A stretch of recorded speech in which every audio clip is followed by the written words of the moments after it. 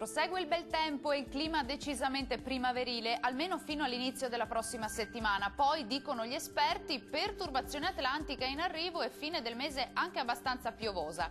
Vediamo il dettaglio. Sul Veneto tempo generalmente asciutto, prevale un ampio soleggiamento su tutto il territorio, salvo una diffusa e parziale nuvolosità tra Bellunese e Trevigiano e locali nebbie mattutine. Diamo uno sguardo alle temperature, le massime sono previste intorno ai 15-20 gradi, minime sui 4 e 6 gradi circa.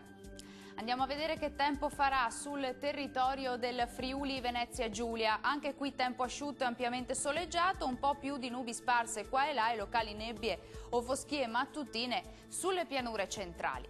Temperature massime attese sui 14-18 gradi, minime previste sui 6-7 gradi. Andiamo ora a vedere che tempo farà sul territorio del Trentino Alto Adige. Anche qui tanto sole ovunque, qualche velatura innocua sui confini alpini e sui rilievi orientali dell'Alto Adige. Temperature massime sui 19-22 gradi, minime previste intorno ai 6 gradi. Il mare sarà generalmente calmo, i venti moderati sudorientali localmente deboli da sud sul Golfo di Trieste. Dal meteo è tutto, arrivederci!